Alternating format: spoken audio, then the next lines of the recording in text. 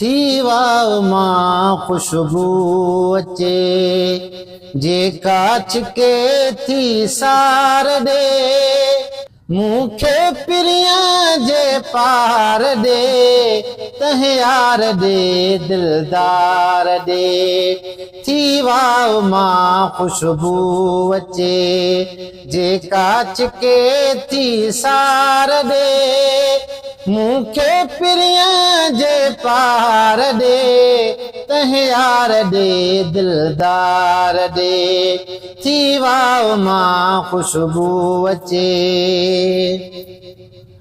चोटीअ मथा गजरा बधल बाहूं ॿई चूड़ियूं पयल चोटीअ मथा गजरा बधल बाहूं ॿई चूड़ियूं पयल बाहूं ॿई चूड़ियूं पयल केॾे अजब मां थो ॾिसां मां इश्क जे इक़रार ॾे मूंखे पिरिया जे पार ॾे तह यार ॾे दिलदार ॾे थी वाव मां खुशबू अचे जे काच के थी सार ॾे मूंखे पिरिया जे पार ॾे तह यार ॾे दिलदार ॾे थी वाव मां खुशबू अचे ॾाढो ख़ूबसूरत शेर आहे शेख साहब जो लहरूं बहरूं थी वयूं यार छोड़िया यार लहरूं बहरूं थी वयूं यार छोड़िया यार यार छोड़िया यार ओड़ा मां उभरी ॾिठो मूं ज़िंदगीअ जे धार ॾे मूंखे पिरिया जे पार ॾे तह यार ॾे दिलदार ॾे थी वाव मां खुशबू अचे जे काच के थी सार ॾे मूंखे पिरिया जे पार ॾे तह यार ॾे दिलदार ॾे थी वाव मां खुशबू अचे हिन बाह मुंहिंजी छो हटाई आह छातीअ तायाज़ हिन बाह मुंहिंजी छो हटाई आह छातीअ तायाज़ आह छातीअ तायाज़ ही लॼाया मां ॾिसां थो प्यार जे इनकार ॾे मूंखे पिरिया जे पार ॾे तह यार ॾे दिलदार ॾे थी वाव मां खुशबू अचे जे काच के थी सार ॾे मूंखे पिरिया जे पार ॾे तह यार ॾे दिलदार ॾे थी वाव मां खुशबू अचे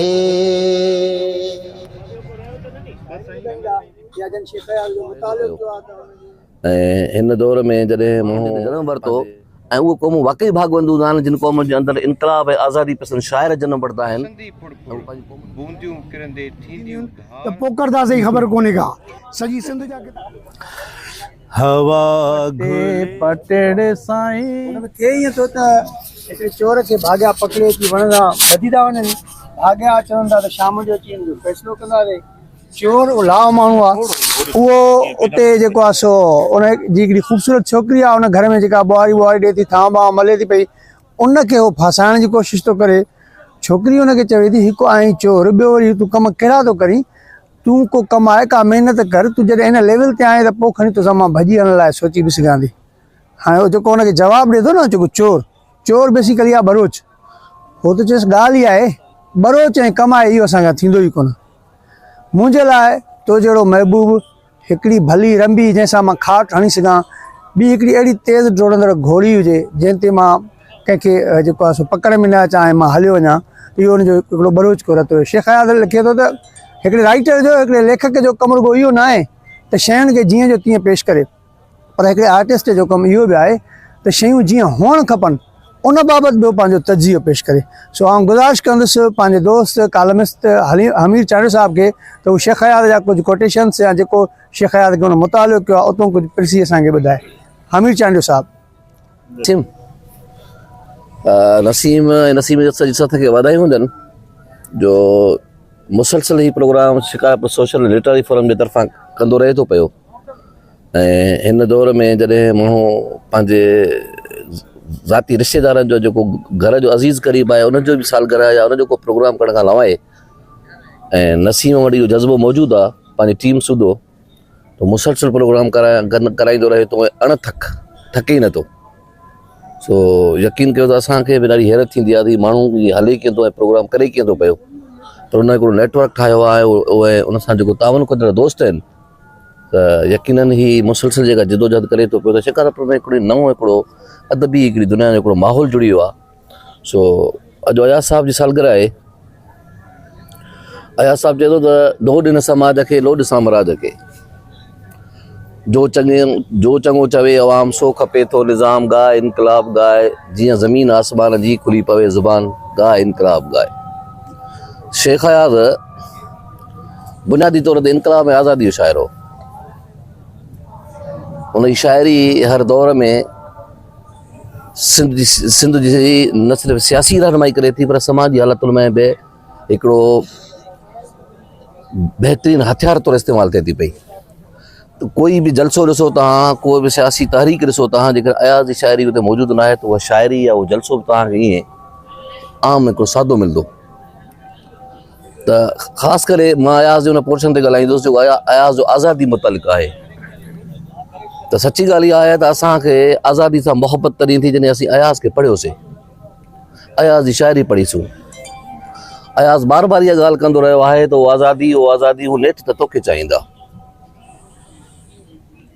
त उहो जेको आज़ादी जेका इंसान जो बुनियादी हक़ आहे ऐं अयाज़ उन बुनियादी इंसानी हक़ खे एतिरो त पंहिंजी शाइरी में आंदो आहे जो सची ॻाल्हि इहा आहे त महकूम क़ौमुनि जा या ग़ुलाम क़ौमुनि जे लाइ अयाज़ जी शाइरी हिकिड़ी हयाती आहे, ज़िंदगी आहे। जेकर अयाज़ जी शाइरी कोई बि महकूम या को बि ग़ुलाम क़ौम हुजे या फ़र्द हुजे, जेकर अयाज़ जी शाइरी खे पढ़ंदो ऐं उनखे पंहिंजो पाण जे मथां अप्लाई कंदो या पंहिंजी तहरीक ते अप्लाई कंदो, मां सम्झां थो त उहो आज़ादी वठी वेंदो। ऐं हैरत जी ॻाल्हि इहा आहे त मां हिकिड़ो मिसाल ॿुधाईंदुसि तव्हांखे त 70 में जॾहिं शेख मुजीब रहमान नवाबशाह में काज़ी फैज़ मोहम्मद जे दावत ते आयो, छो त काज़ी फैज़ मोहम्मद उन टाइम में अवामी लीग में हो। नवाबशाह में जॾहिं हुनजी दावत ते आयो, साईं जीएम सैद बि हुन सां गॾु हुयो त मैडम आबदा पहिरियां शाह लतीफ़ खे ॻायो। उहो शाह लतीफ़ जेको हुनखे तर्जुमो साईं जीएम सैद ॿुधाए पोइ शेख मुजीब खे, ऐं वरी जॾहिं अयाज़ जो ॻायईं त सिंधड़ी ते सिरको न केरु न ॾींदो सहंदो केरु मयारो यार, त उन तर्जुमो करे जॾहिं शेख मुजीब खे साईं जीएम सैद ॿुधायो त वॾे आवाज़ सां उथी करे शेख मुजीब चवणु लॻो त गिर गई। ऐं उहो 70 में उहा जेका ॻाल्हि जेका शेख मुजीब कई त 71 में उहा शइ करे ॾेखारे। ऐं वॾी ॻाल्हि इहा ई आहे त उन टाइम में शेख मुजीब साईं जीएम सैद सां मुखातिब थींदे चवणु लॻो, तोड़ो अयाज़ जो अवामी लीग सां तालुक़ु हुयो, त शेख मुजीब साईं जीएम सैद सां मुखातिब थींदे चवणु लॻो त जीएम सैयद तो वटि शाह लतीफ़ ऐं शेख हयात जो एॾो वॾो जीनस माण्हू मौजूदु आहे न, पर पोइ बि तुंहिंजी क़ौम आज़ादी लाइ तयारु नथी थिए। जेकॾहिं मूं वटि हिन शाह लतीफ़ ऐं शेख हयात जहिड़ा अज़ीम तोड़े तो नज़र सलाम वॾो शाइर मौजूदु हो हुते, पर पोइ बि चईं त मूं वटि जेकॾहिं शाह लतीफ़ ऐं शेख हयात जहिड़ो अज़ीम शाइर मौजूदु हुजनि त आउं हिन लम्हनि में हिन रियासत खे ॿुधायां त आज़ादी छा थींदी आहे, आज़ादी वठी बि कीअं आहे। त अयाज़ एॾो वॾो शाइर हो छा, पर आहे मौजूदु आहे हिन सदी जो न पर हर सदी जो शाइर आहे। तो अयाज़ वटि जेका शाइरी उहो जेको जो आज़ादी या इनकलाब खां हटी करे वरी जेको जमालियाती जेका हुनजी शाइरी आहे उहो बि त कमाल आहे। त अयाज़ जी शाइरी में जॾहिं जमालियात ते ॻाल्हाए थो, हुस्न ते ॻाल्हाए थो, सूंहं ते ॻाल्हाए थो, महबूबा ते ॻाल्हाए थो, इश्क ते ॻाल्हाए थो, रक़्स ते ॻाल्हाए थो, इंसानी आर्ट ते ॻाल्हाए थो पियो, इंसानी जज़्बनि ते ॻाल्हाए थो, त त मां सम्झां थो त ॿुधंदड़ जेको माण्हू आहे उन मथां ईअं न को के सामरी जादूगर जेको जे साम्हूं हुजे उहो शाइरी अयाज़ हुनजे लाइ सामरी जादूगर मिसल आहे। त अयाज़ उहो शाइर आहे जहिड़ो माण्हू जिते जनमु वरितो ऐं उहो क़ौमूं वाक़ई भागवंदूं आहिनि जिन क़ौमुनि जे अंदरि इनकलाब ऐं आज़ादी पसंदि शाइर जनमु वठंदा आहिनि ऐं उहे पंहिंजी क़ौमुनि खे हयाती ॾेई वेंदा आहिनि, पंहिंजी क़ौमुनि खे दग ॾेई वेंदा आहिनि। ऐं सची ॻाल्हि इहा आहे त जेकॾहिं को अवामी इनकलाब जॾहिं को ॻाल्हि करे थो पियो जेकॾहिं अयाज़ शाइरी न पढ़ंदो त उहो कॾहिं बि मुकमल अवामी इनकलाब नथो आणे सघे पियो। ईअं ई जेकॾहिं आज़ादी पसंदि का बि तहरीक जेसिताईं अयाज़ खे न ॻाईंदी नथी कोट करे पई तेसीं ताईं मां सम्झां थो त उन आज़ादी हुनजी अणपूरी अधूरी रहंदी। त अयाज़ जी समूरी शाइरी मतिलबु इवन नौजवाननि जे लाइ जेकर चवे थो पियो त ॻाढ़ा गबरू सिंध जा तूं ई मुंहिंजो ख़्वाबु तूं ई आहे जवाबु सदन जे सवाल जो। अयाज़ जो ॻाढ़ो गबरू उहो नौजवान क्या कारियूं रातियूं ऐं बरसातियूं गजदा बादल कारा कारा छा ईंदो झुड़ वसंदी फुड़ फुड़ बूंदियूं किरंदे थींदियूं धार का बि न लहंदी कंहिंजी सार सम्झी छा आहे संसार। महिरबानी। ऐं अयाज़ साहब जी सालगिरह असांजे शऊर जी सालगिरह आहे हक़ीक़त में। ऐं thanks to Naseem Shah social and literary forum. मां कल्ह बि हिन ते ऐं ॿिनि माण्हुनि ते लिखियो हुयो, हिकु हे हुयो ॿियो हाकिम हुयो। हिन वक़्तु असांजे शिकारपुर में ही ॿ ॼणा आहिनि जिन हिकिड़ी मंडली मचाई आहे। धूओं न आहे धूई न आहे मंडली आहे बाक़ाइदा। उहे दोस्तनि यारनि खे मेड़नि था ऐं अहिड़ियुनि शख़्सियतुनि ते प्रोग्राम थियनि था। इहा हिकिड़ी इंस्पायरेशन पैदा थिए थी। हिन समाज में जॾहिं हर माण्हू मोबाइल ते हलियो वियो आहे ऐं उन्हनि खे ॿाहिरां कढणु मोबाइल झटड़े जे लाइ माना पासे करे रखणु ही प्रोग्राम उन्हनि में बहरहाल हिकिड़ो पंहिंजो कंट्रीब्यूशन ॾियनि था। अयाज़ साहब तमामु वॾो माण्हू हुयो। मां एतिरो माण्हू हुन ते छा ॻाल्हायां, बस एतिरो चवंदुसि त शिकारपुर जो भाॻ हुयो, शेख कम्यूनिटीअ जो भाॻ हुयो, असां सिंधियुनि जो भाॻ हुयो, हिन सिंध जो भाॻ हुयो। अयाज़ तमामु वॾो माण्हू हुयो।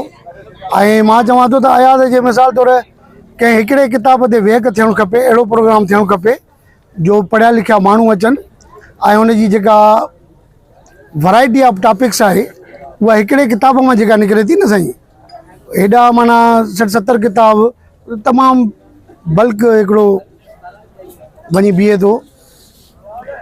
हीअ बि हिकु मां चाहियां थो त अयाज़ जे हवाले सां नेक्स्ट थिए, महीने खां पोइ प्रोग्राम थिए, भले 15 ॾींहं खां पोइ थिए, पर कंहिं किताब जी स्टडी हुजे, उन किताब ते पेपर्स हुजनि कि नयूं नयूं शयूं अचनि ऐं उहो किताब हाणे बाक़ाइदा छपिजे ऐं न रुगो उर्दूअ में, अंग्रेज़ीअ में, सिंधीअ में।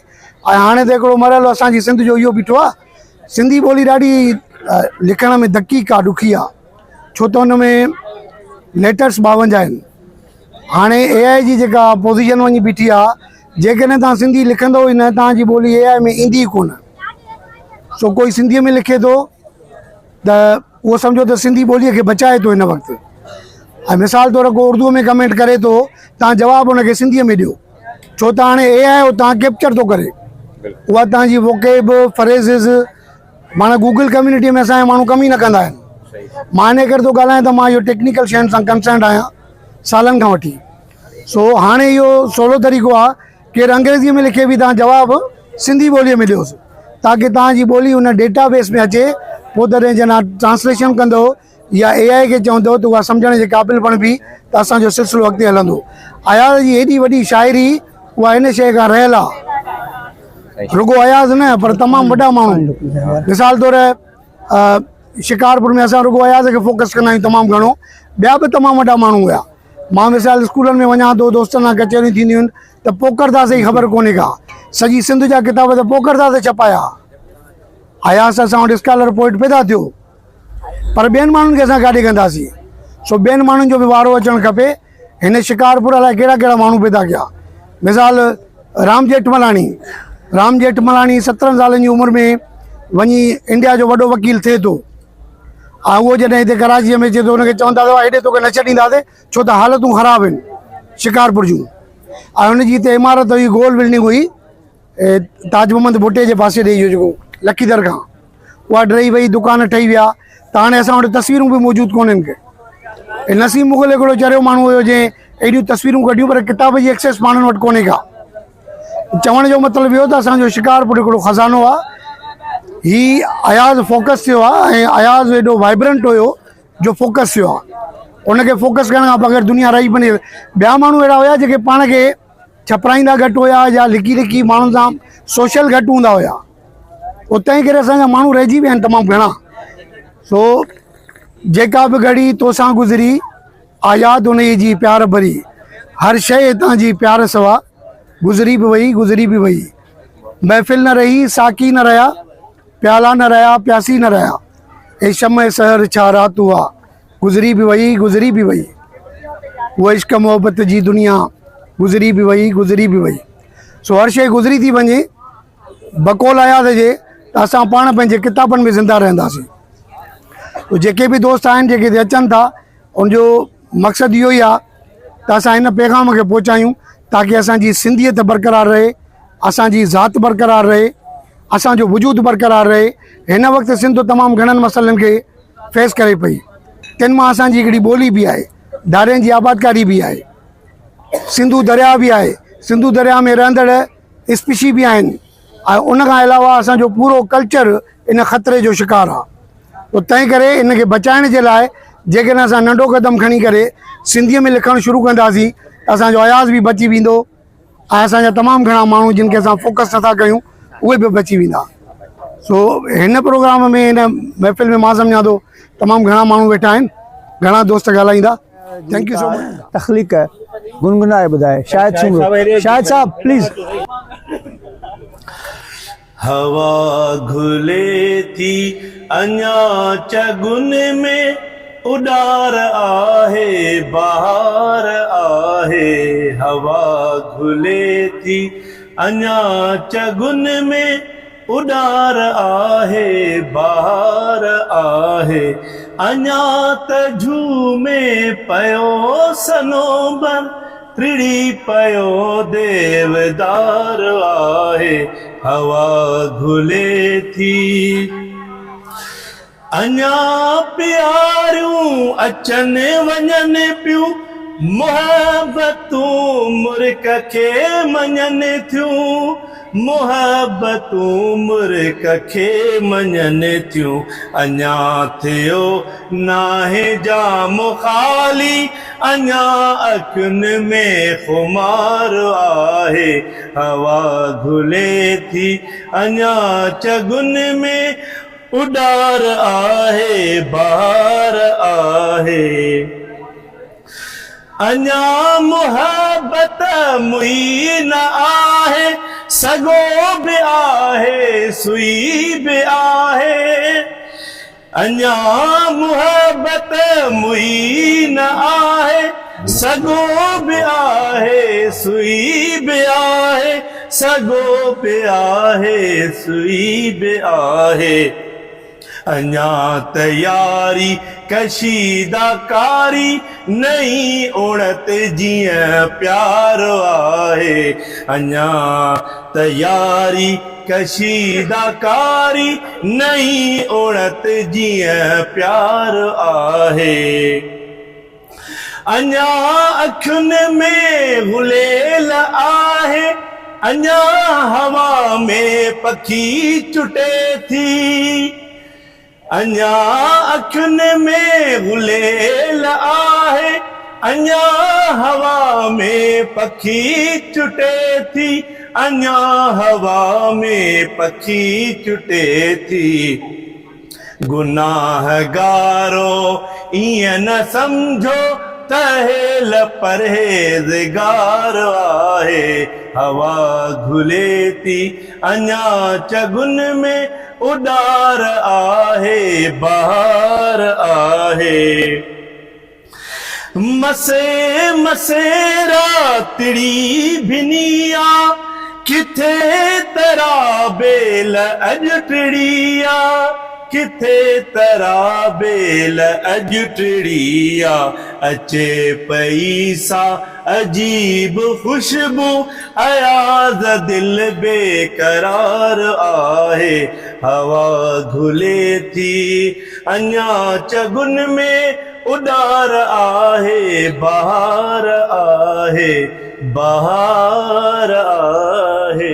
आगा दुरानी खे चाहींदुसि त उहो शेख हयात जे मुताले बाबति जेकॾहिं उहो कुझु असांखे ॿुधाए या पंहिंजो शेर जेकॾहिं शेख हयात जे हवाले सां हुन पोइ लिखियो आहे। अली आगा दुरानी बसि ईअं फाइंड त जहिड़े देवकामत शाइर ते मूंखे ॻाल्हाइण जो मौक़ो ॾिनो हिकिड़ो बैत आहे शेख हयात जे लाइ शिकारपुर जे शहर मां उभरियो साहित्य सिज, शिकारपुर जे शहर मां उभरियो साहित्य सिज, नियो निसोरो निज शेख तुंहिंजी शाइरी। वाह शेख हयात ते ॻाल्हाइण जे लाइ मुंहिंजो त एतिरो मुतालियो कोन्हे शेख हयात जे हवाले सां जो मां शेख हयात जहिड़े वॾे शाइर ते का टीका टिप्पणी करे सघां, को तज़ियो पेश करे सघां। बसि फ़क़ति शेख हयात जो हिकिड़ो नज़म आहे जेकॾहिं हुन में का कची पकाई हुजे त बड़ी माफ़ कजो। हिकिड़ो जग मशहूरु नज़म अथसि जेको मूंखे दिली तौर ते तमामु घणो वणंदो आहे, जंहिंमें शेख हयात साहिबु चवे थो त हिन देस सॼे खे साई आहे, वाह हिन देस सॼे खे साई आहे, हर शाम उफ़क़ ते लीमे जीअं छा हेडरी हेडरी आई आहे। हिन देस सॼे खे साई आहे, हर शाम उफ़क़ ते लीमे जीअं छा हेडरी हेडरी आई आहे। ऐं उन जी कारीअ कांका में छा वेशत छा त नहाई आहे। को देव फिरे थो धरतीअ ते जंहिं मुंहं में पाती छाई आहे, ऐं कंधु किरंगो माण्हूअ जो तंहिं रड़की राड़ मचाई आहे। जो भणको आहे भयानक का हर ॼाणूअ ॼिभ कपाई आहे, का झाती नाहे झरोके में छा द्वेषत हुन फैलाई आहे। पर तोसां ॻाल्हि अजाई आहे, पर तोसां ॻाल्हि अजाई आहे, सभु उॾरी विया वहलूर वग़ैरह का कुंजन मोटी आई आहे। सिज टारीअ टारीअ कपजे थो, सिज टारीअ टारीअ कपजे थो, छा वेश सॉरी उहा थोरो यादि न आहे, ठीकु आहे ठीकु आहे कसो पको जेको बि यादि मां शेख हयात खे करे सघियो आहियां, सही आहे। तो वॾी महिरबानी तव्हांजी। मारे पर वेही पटे पटेड़े साईं, पर वेही पटे पटेड़े साईं, केर उन्हीअ खां खटे खटे अलाह इश्क ख्वाब पखी पर ॾेही, झड़प ॾेई तो झटे झटेड़े साईं, केर उन्हीअ खां खटे खटे अलाह इश्क ख्वाब पखी पर ॾेही। जीउ सॼो जूं झाड़े ज़ालिम, जीउ सॼो जूं झाड़े ज़ालिम, सूर ॾेई सव सटे सटेड़े अलाह, सूर ॾेई सव सटे सटे अलाह इश्क ख्वाब पखी पर ॾेही, झड़प ॾेई तो झटे झटेड़े साईं, केर उन्हीअ खां खटे खटे अलाह इश्क ख्वाब पखी पर ॾेही। ज़ात न ॼाणे पात न पाड़े, ज़ात न ॼाणे पात न पाड़े,